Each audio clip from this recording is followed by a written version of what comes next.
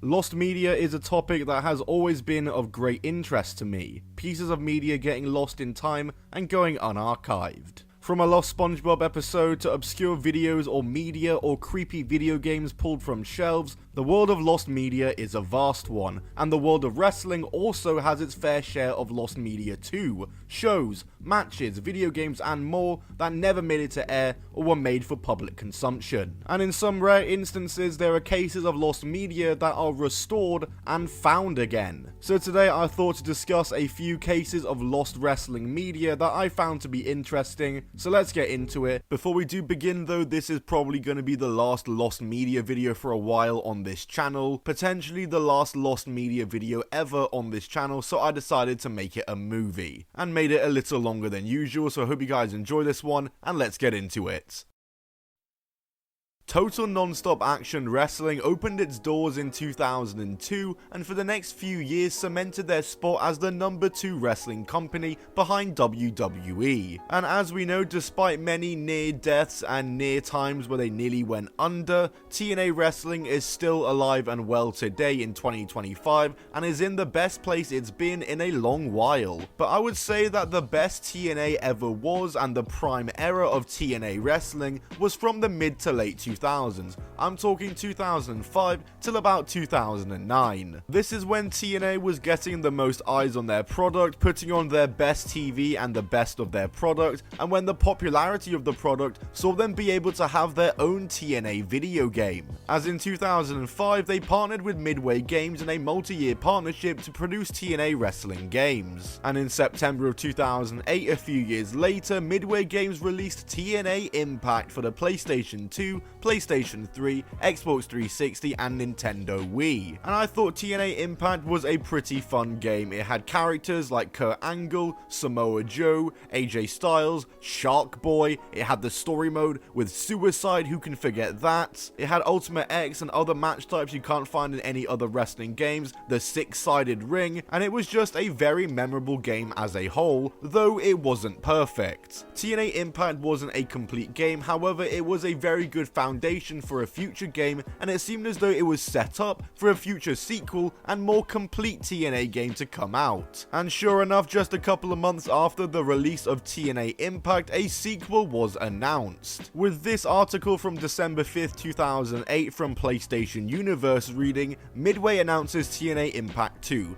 Regardless of Midway's current financial crisis and their main stakeholders selling off his majority shares, the company has found the time to announce a sequel for TNA Impact. TNA Impact was the first title in a very long time to go head-to-head with THQ and the SmackDown series. Although THQ got the best of Midway's leap into the world of wrestling, Impact showed the promise that there is potential for a solid wrestling title. As expected, no details have yet to be released for the upcoming title, but Midway did point out that Impact would have a 2009 release year. The original released this past September, so look for Impact 2 to hit retail shelves at a similar time. And the beginning of development was confirmed by none other than Samoa Joe, who in an ESPN interview stated that motion capture and brainstorming sessions had been conducted. However, this game would never hit shelves, and this is due to the fact that Midway Games, who I alluded to earlier in that article, were in a financial crisis and were already in a bad place when TNA Impact came out, even despite the game's success. And in February 2009, they would file for bankruptcy and any future projects were cancelled. The TNA license was picked up by South Peak Games, who only ever released TNA Impact Cross the Line for PSP and Nintendo DS in 2010, but this game essentially was just a port of TNA Impact and no mainline console TNA game was ever made again. THQ would buy out Midway Games in August 2009 and a year or so later would release WWE All-Stars, which used many of the same animations and moves from TNA Impact. Based on Samoa Joe's comments in that ESPN interview, one could assume that a build for TNA Impact 2 was made and is out there somewhere,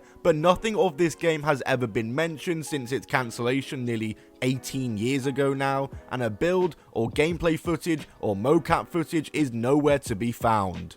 But hey, keeping to the topic of TNA though, obviously TNA was founded by Jeff Jarrett, and Double J spent a long time in TNA, winning the world title multiple times and being a fixture and staple of older TNA. However, in 2014 he left TNA to start his own wrestling promotion once again. This promotion was Global Force Wrestling. GFW would be partnered with many promotions all around the world and would build their own roster as well, with many top wrestlers and free agents like Shelton Benjamin, Scott Steiner, Mickey James, Nick Aldis, Allison Kay, and more. And in 2015 they would start running live events from minor league baseball stadiums, which looked interesting to attend. And that same year GFW would also hold more shows, as they were taping these shows this time for their eventual TV show GFW Amped. And GFW throughout the next year would continue running events and continue running tapings, and would tape 16 one-hour episodes of GFW Amped, and it was just a waiting game for when their TV deal would come into effect and would start, and we'd all be able to watch them. I think you know where I'm going with this. The wait for these episodes of GFW Amped and the wait for a GFW US TV deal to begin turned into days, turned into weeks, turned into months, turned into years, turned into never. GFW never got an American TV deal, and GFW Amped never made it to air. And there's a good chance it never will make it to air, as on the 14th of August 2018, Jeff Jarrett and Global Force Entertainment sued TNA's owners Anthem Sports over copyright infringement, with a second lawsuit being filed a few months later, where Jarrett accused Impact of deleting the master tapes for GFW Amped, which Impact Wrestling would later admit that they had done and had destroyed the footage in order to save storage space. They would countersue Jarrett themselves, claiming Jarrett already knew that, and this whole mess was settled out of court in January 2021. The only footage of GFW Amped we've ever seen from those tapings is approximately 4 hours of content from those tapings was televised in 2017 as part of the Impact One Night Only events. However, 12 hours of footage is still lost from these GFW Amped tapings, and even the 4 hours of footage that was aired was made into DVDs, but due to the lawsuit, those DVDs were pulled by Impact, so they're almost a collector's item now and even rare themselves. But it's very likely that those 12 hours of GFW tapes will just never be seen ever again. I mean, they are deleted. It's almost certain they will never be seen again. They are gone. In 1992, Eastern Championship Wrestling was born, and what started as just any regular promotion in Philadelphia would soon gather a cult following audience and regular spectators at events who were drawn to Eastern Championship Wrestling and their gritty, grunge, and hardcore style of wrestling, thus causing Eastern Championship Wrestling to appropriately rename to what it would forever be known as Extreme Championship Wrestling. In 1994, the ECW Arena was found, as well as their TV show ECW Hardcore TV, and the next year in 1995, the company was sold to head booker Paul Heyman, who would become synonymous with ECW and would take it to the heights that it got to. ECW succeeded because it wasn't afraid to push the boundaries, but sometimes it would come back to bite them, and ECW style would often see people get hurt, from wrestlers, fans posing as wrestlers, and fans. On 28th October 1995, Extreme Championship Wrestling was holding an event at the ECW Arena in Philadelphia with a main event of Cactus Jack versus Tommy Dreamer. It doesn't get more ECW than that. Tommy Dreamer won the match after planting Cactus Jack with the DDT, and after the match, a post-match brawl ensued, and once again, classic ECW. Raven came out post-match to attack Dreamer, hitting him with a DDT of his own, and Terry Funk also came out with a flaming branding iron to make the save for Dreamer, and began taking it to Raven and Cactus Jack. The numbers game got to Funk though, as Jack and Raven beat him down and they held him back as they looked to brutalize him with a chair wrapped with a towel that was lit on fire. Be cool about fire. Yeah. Fire spots are nothing new in wrestling. We've seen many of them. Mick Foley and Edge, Cody and Andrade, etc, etc, and for the most part, they are done safely. There are big things that need to be taken account for when doing fire spots. First of all is keeping everyone safe. That's the wrestlers doing the fire spot, the wrestlers taking fire, that's the fans, it's everyone. And another is making sure you are responsive if anything does go wrong so it can quickly be sorted. I think you know where I'm going with this. Cactus Jack hit Tommy Dreamer with the flaming chair and he caught fire. He went to hit Terry Funk but he rolled out the way. Apparently what was meant to happen here was the chair rebound back at Cactus Jack and hit him. However, what actually happened was due to the impact of the chair hitting the ring mat, the flaming towel fell off the chair and set Terry Funk on fire. And remember what I said earlier about needing to be responsive in case something goes wrong with fire? Well, ECW employees eventually run to the ring with fire extinguishers, but instead of helping out Terry Funk, who was very visibly distressed, they focused their attention on extinguishing the towel and putting out the fire on the towel. This led to fans trying to help Terry Funk out, which only led to the flames spreading further. And then the lights went out. The lights going out only caused further chaos as fans stampeded towards the exit with the flames still active. After many moments of panic, Paul Heyman ordered the lights be turned back on and the fire was put out. Finally. After it was all said and done, Dreamer and Funk were both hospitalized, with the former suffering a broken nose and burnt back, and the latter suffering second-degree burns on his right arm. A fan broke his nose and another fan broke their leg from the stampede, and numerous fans suffered burns. ECW were of course taken to court, with one fan in attendance attempting to sue ECW after claiming he suffered burnt hands. During this case, ECW claimed the tape for the event had been accidentally erased the following week. How convenient. The case was later dismissed, and when WWE purchased ECW Tape Library in 2003, it removed any possibility of footage of this show ever existing, if their claim that they accidentally deleted it isn't already to be believed. There is no fan footage of the event or incident, and the only thing we have are these fan-taken photos that have been displayed throughout the video so far. Now, police in suburban Atlanta are investigating what appears to be a murder-suicide involving WWE wrestler Chris Benoit. The 40-year-old, his wife, and 7-year-old son were found dead in their home Monday afternoon.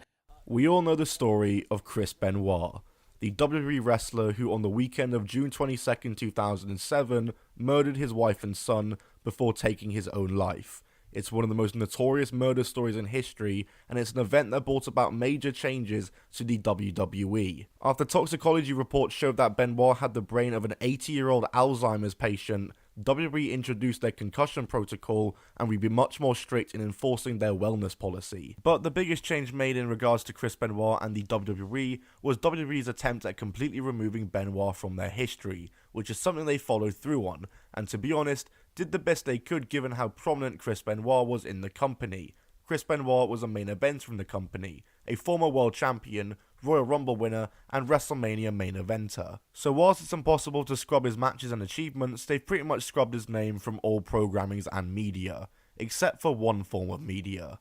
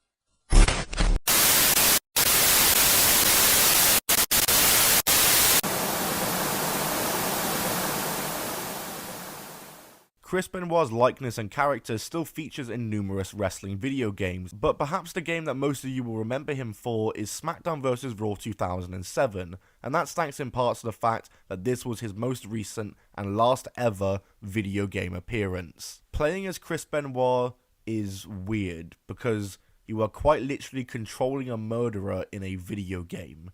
a real-life murderer in a video game, and how many times can you say that?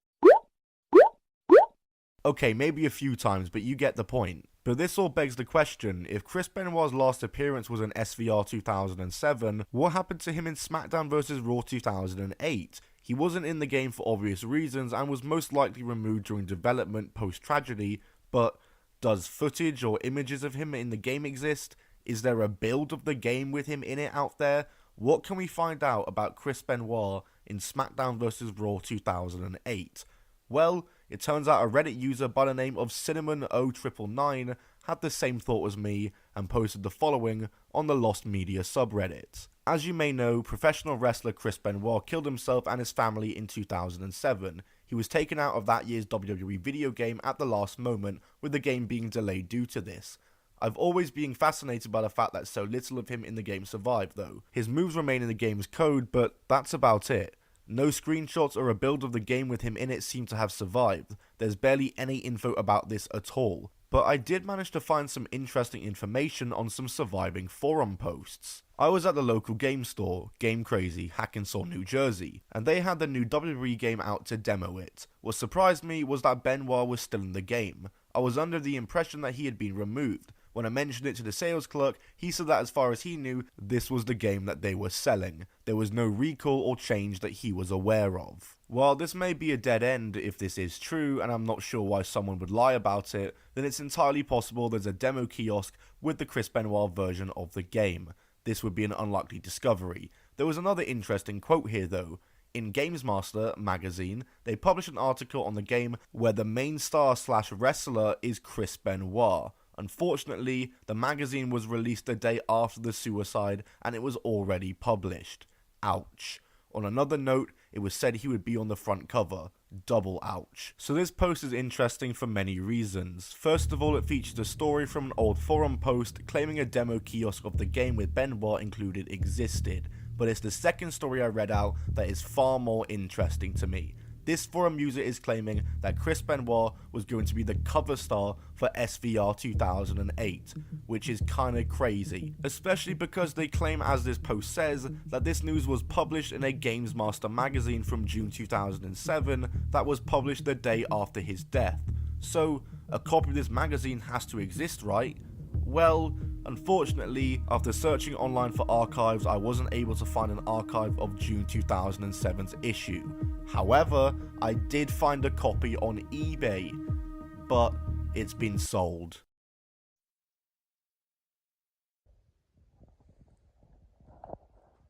Because I'm the one that bought it, we've got GamesMaster June 2007 issue. There it is. And as you can see, SmackDown vs. Raw 2008 is included in this. Anything on the back? No, not really. Okay, let's just crack straight into this. I did not read this magazine, so I don't relate to any of this. We've got here page 54 is the one, and you can also see here SmackDown vs. Raw 2008, page 54. Let's go straight there. Alright, here we go. I think we're coming up to it. Oh, here we are. Here we are, SmackDown v Raw 2008.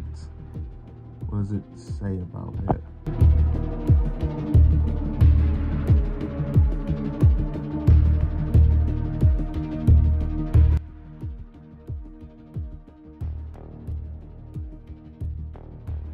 So at least on these two pages here, there isn't a sign of Benoit or mention of him anywhere.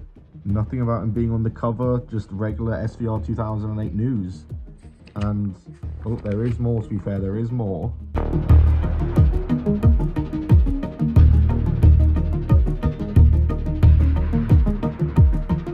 Not seeing anything immediately on these pages.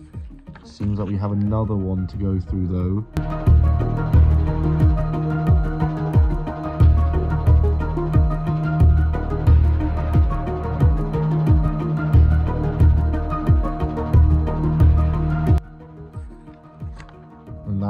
That's it. Well, seemingly nothing to be shown here. Wow, what do you know? An old forum poster lied. Who would have thought? So yeah, either the forum poster has completely lied, or if the rare chance that an issue did come out, it would have been immediately recalled. But at least in this issue I have here that I found on eBay from June 2007, nothing in here about Chris Benoit and SmackDown vs. Raw 2008. So for now, all these questions about Chris Benoit and SmackDown vs. Raw 2008 remain a mystery. In the year 2000, Mitsuharu Misawa founded the Japanese wrestling promotion Pro Wrestling Noah. Up until this point, Misawa had been wrestling for 19 years and was very accomplished, to the point of having a whole Wikipedia page dedicated to his achievements, and he would continue his in-ring career in Pro Wrestling Noah. And Noah's formative and early years were very successful for them. The first 5 years of the company saw them sat as the second biggest wrestling company in Japan, only behind New Japan Pro Wrestling. However, after this 5-year period, and partly due to Kenta Kobashi, one of the company's biggest draws, being away from wrestling due to cancer treatment, attendance would decline. Misawa had been planning to retire from in-ring competition in 2007, but due to him being the only real draw for Pro Wrestling Noah, felt that he had to continue wrestling. At this time, Misawa was in his mid-40s, and in the next year, his health would rapidly decline, whilst he would still continue to wrestle without any sign of a break. And that same year in December, he would win the GHC Heavyweight Championship for the third time,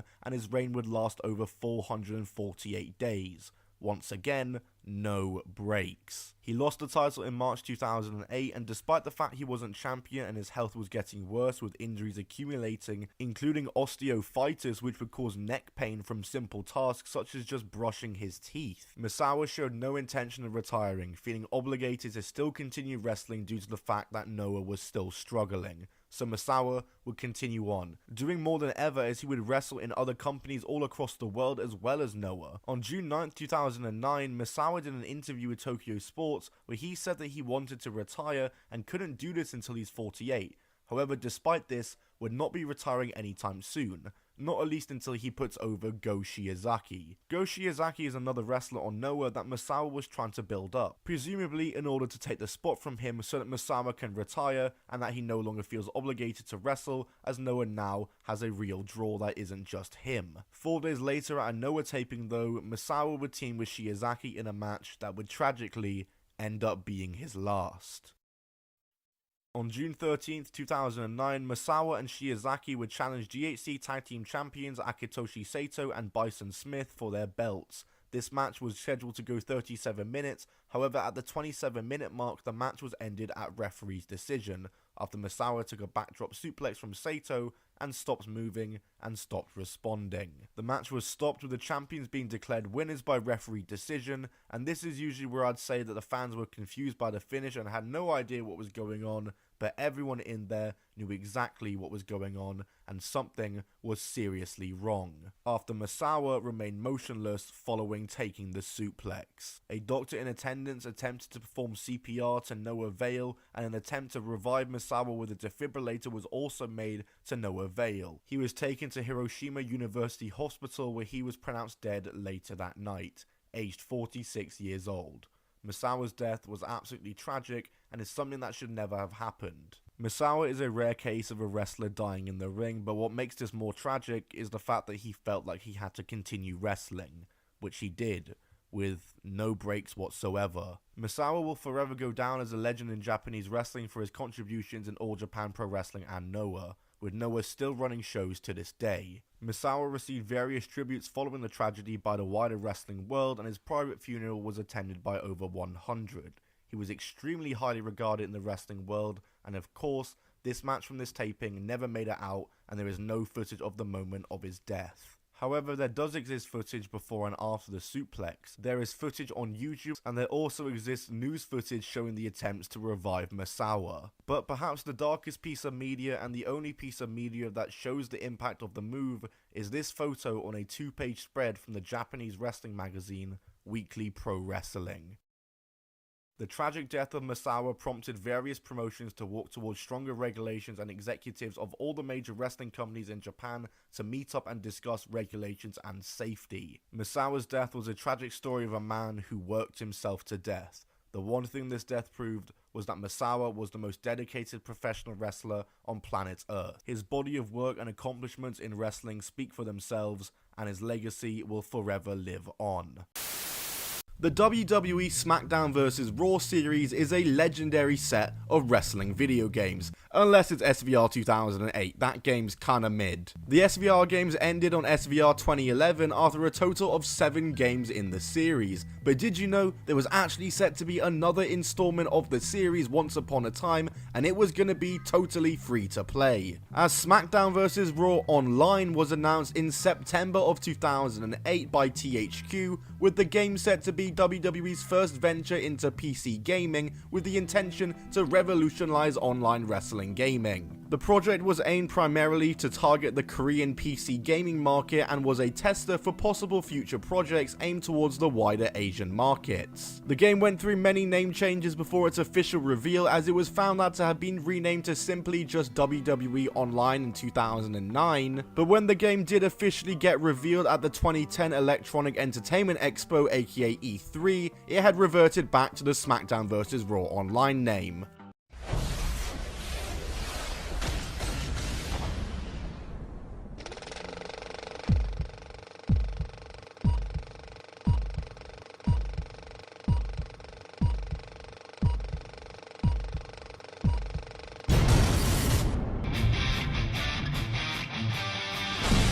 WWE is finally coming to your PC online.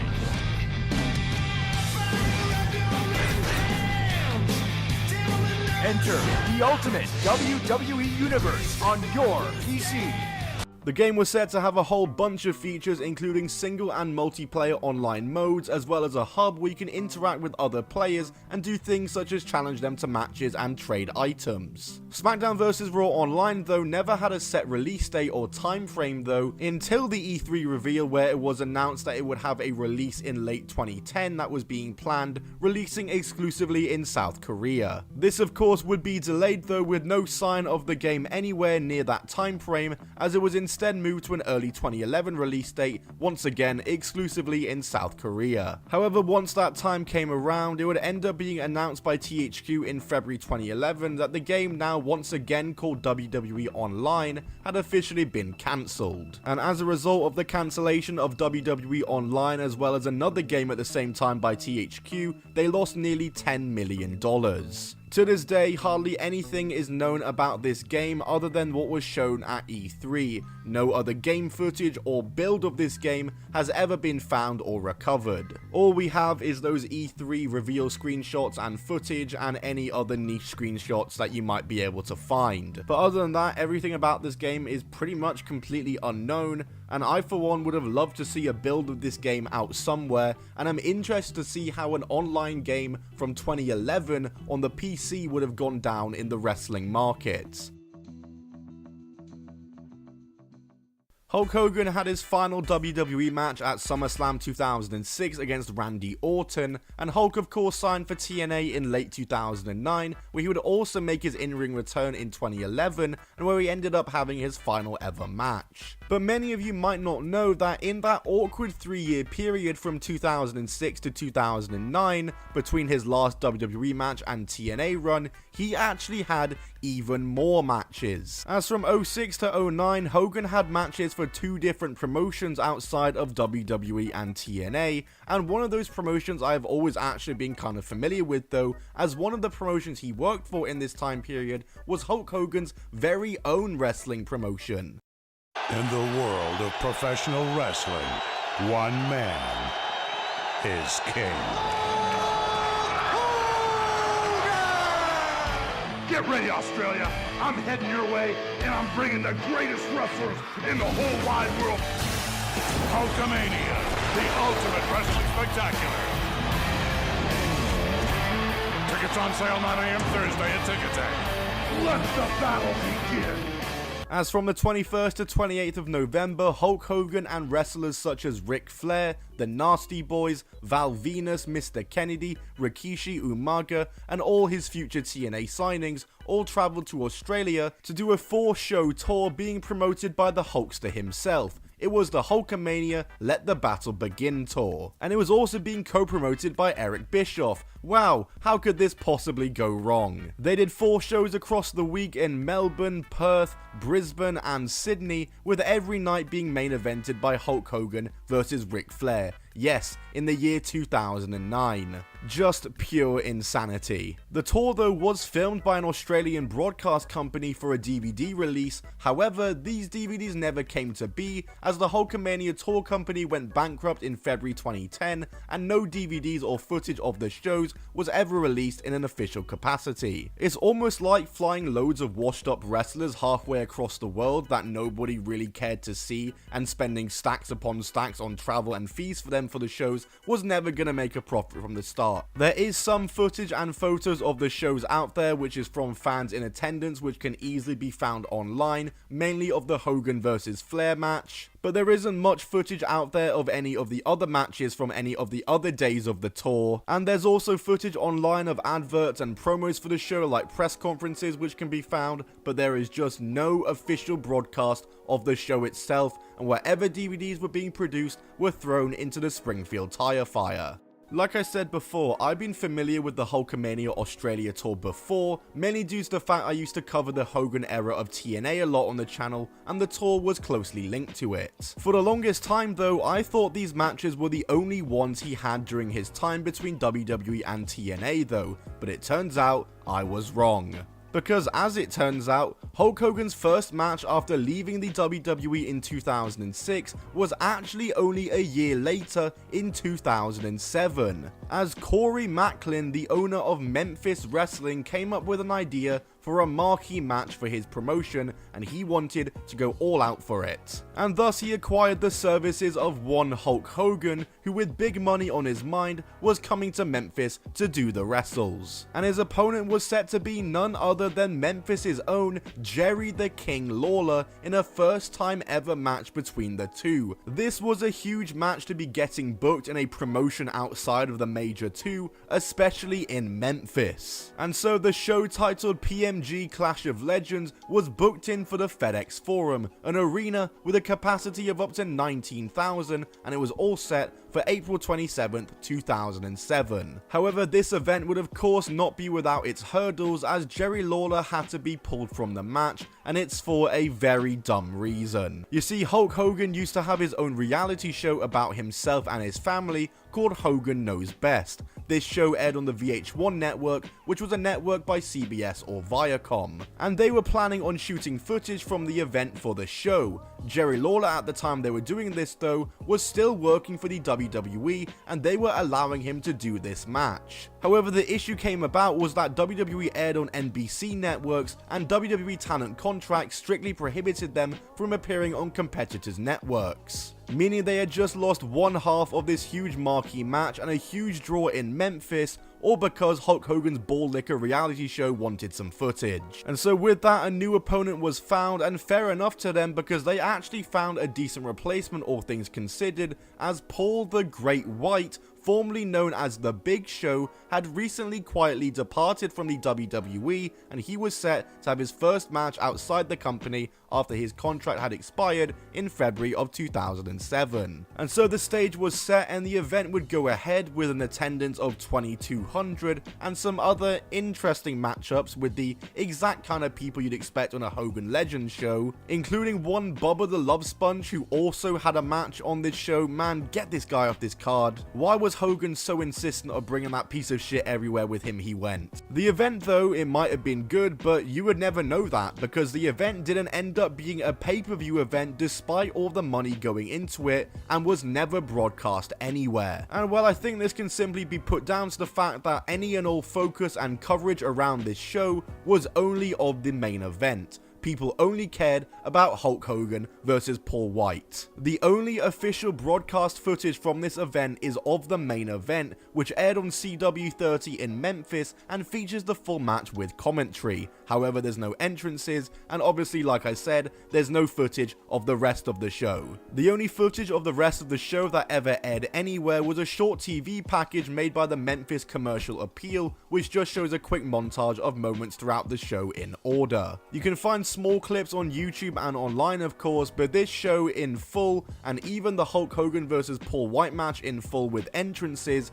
does not exist. And to be fair, I could probably guess that the reason they aired the match without entrances was because after Paul White came out, he got on the mic and in response to being referred to as the Big Show, said that the Big Show was his slave name and that he would only be referred to as the Great Paul White. So yeah, I can probably see why they cut this then. But yeah, it's just astounding to me that a show of this magnitude with this much money going into it was simply never filmed or broadcast or archived anywhere. And in case you just remembered something, no, there's not even any footage of this show from Hogan Knows Best, so they lost Jerry Lawler from this show for absolutely no reason in the end. Following this, Hogan would of course continue on with his failed business ventures and return to wrestling, and the Big Show would of course end up back in the WWE less than a year later. And with only a few matches left in his career, Hulk Hogan's match in Memphis ended up featuring his last ever leg drop.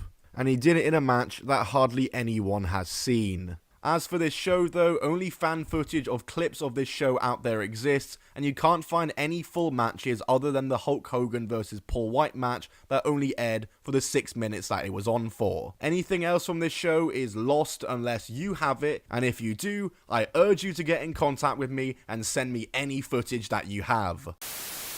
Santino Marella would make his WWE debut on the April 16th, 2007 episode of Monday Night Raw, being picked out of the crowd to face Umaga for the Intercontinental title in a match that he would win, becoming champion in his very first match in WWE. He'd lose the title after about 2 months and would then turn into a heel comedy act, and he would start losing a lot of matches, including a match in the summer of 2008 where he would make an open challenge which was answered by the Glamazon Beth Phoenix, who would also defeat Santino Marella. And this match would kick off a brand new era for Santino Marella alongside Beth Phoenix, who, if you weren't aware, had been on the WWE main roster since 2006 and was a former women's champion. Phoenix and Marella the next week would confusedly kiss and would become the power couple that was known as Glamorella, as they would team up and accompany each other to matches, even winning back their Intercontinental titles and women's titles together. They were a comedy act who without fail every week would always have something going on and some kind of story that they're a part of. And I'll say it was a good time. They were a good team and they were clearly rated by WWE and the fans. In fact, WWE especially loved Santino Marella, so much so there was meant to be a WWE produced sitcom about him. Somebody Loves Santino was set to be a situational comedy starring Santino Marella and other stars like Beth Phoenix and Vladimir Kozlov, as it follows Santino Marella's misadventures at home and on the road. Yes, this was a thing that WWE were genuinely going to make. In fact, Santino Marella discussed this all in an interview in 2022 on the 10 Count with Steve Fall, and it's described here on the Lost Media Wiki reading, originally Santino and a few editors worked on a pilot surrounding Marella and Phoenix's home life titled Somebody Loves Santino. After Marella gave WWE chairman Vince McMahon a DVD copy for him to view, the latter greenlit the show and demanded a few higher budget episodes. These episodes would be written by WWE head writer at the time Brian Gerwitz. However, the show's production was affected by a few personal tragedies that Gerwitz experienced. Additionally, he and Marella conflicted on the show's format, whereas Gerwitz wanted the show to be targeted more towards adults with camera work inspired by Curb Your Enthusiasm. Marella aimed for a traditional sitcom with canned laughter, which he felt would resonate with children. Eventually, 3 full episodes were produced. The first saw Marella become addicted to Nicorettes, despite the fact he never smoked a cigarette before. Another had him and Kozlov try out a voice-activated car, only for calamities to occur as the car couldn't understand their accents, pure comedy. And the third episode saw Marella fancy a woman present at the tanning salon to the point where he continually uses and burns himself on the sunbed so he can keep interacting with her. And apparently Marella wasn't happy with that episode in particular and deemed it to be unfunny. And filming for the show wrapped up in 2010, being confirmed by a Beth Phoenix tweet. Ultimately though, WWE was not impressed with the episodes and decided not to upload them to WWE.com in the end like they were originally planning on. It's interesting because just a few years later when the network had launched, I reckon if this was pitched, it would have for sure been a network original. Somebody Loves Santino remains an unaired show with no earth footage or scripts or any media relating to it out there. All we know is that it just existed at one point.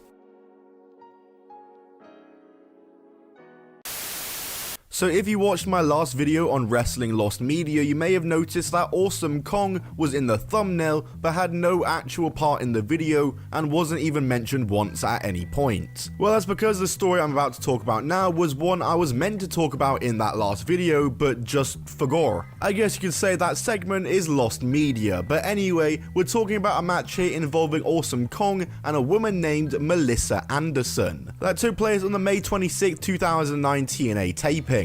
Awesome Kong at this point was looked at as one of the best in the world and was still fairly fresh off her legendary program with Gail Kim in 2008, which put the TNA Knockouts on the map. But maybe to your surprise, her opponent Melissa Anderson had just as good a resume and a reputation as Awesome Kong did. She mostly went under the name of Cheerleader Melissa for most of her career and was renowned as one of the best wrestlers in the world during her prime. She had never been signed to a major company until TNA picked her up, and in the most TNA thing you've ever seen or heard of, they rebranded her to Raisha Saeed, put her in an alliance with Awesome Kong, jobbed her out, and completely fumbled her. Awesome Kong and Raisha Saeed's alliance would end in late 2008, with Melissa then mostly disappearing from TNA TV, and in her next matches for TNA would go through various name changes, including TNA referring to her as her Cheerleader Melissa name, before then calling her by her real name of Melissa Anderson, and this would lead to the match we're talking about now between Awesome Kong and Melissa on the 26th of May 2009. This match took place on the TNA tapings there, and according to those in attendance and who were present for it, it was one of the best women's matches of all time and was highly acclaimed by everyone who saw it. And when I say everyone who saw it, I'm only referring to people who were in the building at the time that it happened, and if you're wondering why there is no footage of this match on screen, it's because, well, there's no footage of this match anywhere. That's right, this was a dark match. A match that was called one of the best women's matches ever was just a throwaway dark match for the fans in attendance. There's plenty of photos out there I'm displaying on screen, but there is just no footage of this match anywhere. None online that was officially posted, none that was fan footage or fan founds that was posted. There is just nothing. Unless you yourself have some or know where you can find some footage of this match, there is none anywhere and you won't be able to find any. We just had to take everyone's word that one of the best women's matches of all time was just a random dark match that only a couple of hundred people saw at the TNA Impact Zone in the middle of 2009. And to be honest, I can kinda believe it. TNA putting two of the best women's wrestlers in the world who were in their primes at that time in a dark match for no one else to see is just the most TNA thing ever, and the fact they didn't even repeat the match on TV afterwards after seeing how much acclaim it got is also the most TNA thing ever. Alright, so you're probably wondering what you're looking at right now, and we're doing something a little different for this last Lost Media segment on this video. I love talking about lost wrestling video games. There's so many games that have been cancelled and lost to time within the wrestling world. But the main thing with most wrestling games that were lost or cancelled is that there is no build of the game out there, no footage of the game out there, maybe other than a trailer or a bit of gameplay. But for the most part, the game is inaccessible. You can never find the game for a lost or cancelled wrestling game. But that is where this one is different. WWE Brawl was a game that was meant to come out during the early 2010s. It was during the era where THQ were making loads of spin-off games as well as SVR, like Legends of WrestleMania or WWE All-Stars. And so WWE Brawl was a game that was meant to come out, and it was just meant to be a punch-em-up brawler kind of game, but with WWE characters and wrestlers. And there was even branding that was put out there for this game, but it just never came out and was ultimately cancelled. No build or anything for this game existed until just a year or so ago, when a prototype for this game on the Nintendo 3DS was leaked online. And yes, I have the prototype, and I have some dodgy looking 3DS emulator now installed on my computer. So let's just open it and play it. Let's see what a lost, cancelled wrestling video game actually looks like. This, to me, is very interesting. This is the first time I'm opening this. Let's see if this works. Oh, here we go. Here we go. Oh, we are. We are definitely loading it in. Here we go. THQ, bottom screen, top screen, Noltron. And we're in, just like that. Don't really know the controls. I'm guessing it's just these. Can I just press it? Okay, I can. Alright, characters. Wow. Cena, Mysterio. Mysterio spelt wrong, I'm noticing. The Miz, The Undertaker. I thought that was spelled wrong too, but it isn't. Big Show, Triple H. Oh my god, look at him. Kofi Kingston makes it. Sheamus makes it. Orton, Kane, who is extremely pale. Sergeant Slaughter and R-Truth. You know what? I'm gonna go with the boy R-Truth, and we'll face misspelt Rey Mysterio. Oh wait, no. Is this? I get to select a partner now. We'll get Kofi, and Ray's partner can be Sergeant Sergeant Slaughter. What am I saying? Let's give this a go. Battle Arena. We've got Japanese style arena or talk show. I can't really tell. Random, just like nothing, void, and like futuristic looking one. Kind of looks like a motherboard, like circuitry. Let's just go in the generic one because I think that just looks kind of funny. Alright, I have no idea what the controls for this are going to be, so please do bear with me, as I'm probably going to get absolutely wrecked here, but let's just see what this is about. Here we go. Okay, brawl. Oh no. Okay, we're back. Buttons.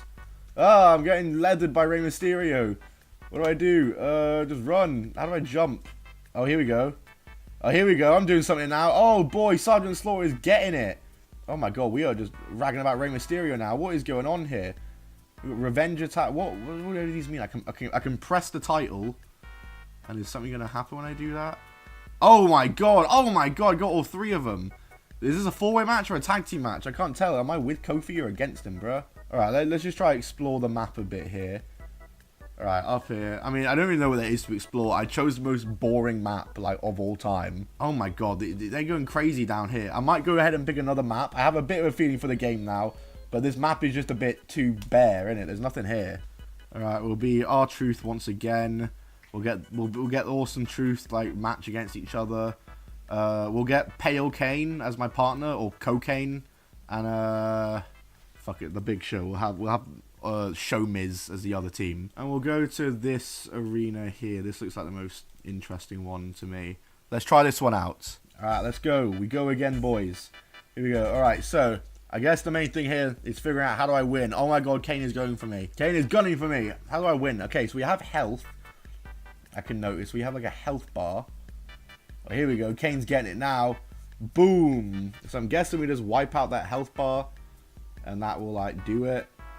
What on earth is going on here? I'm getting sucked in by something. Oh my god, Kane just got exploded. What was that? Here we go. Going for the Miz now. Boom. Kane.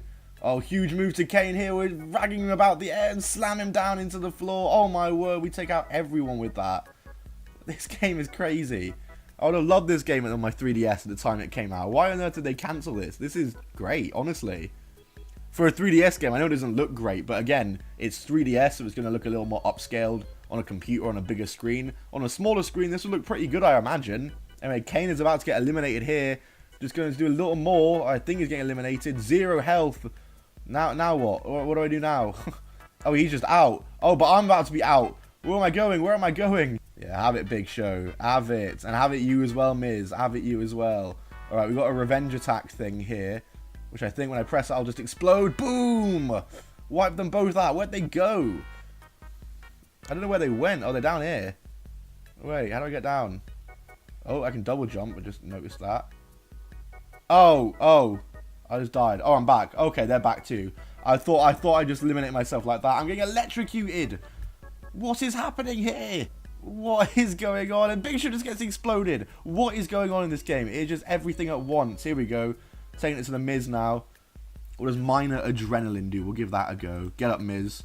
Test this out. Oh, wow. Just hurt him big, but didn't really do much damage looking at it. But anyway, Big Show should be out now. Is Miz going for me?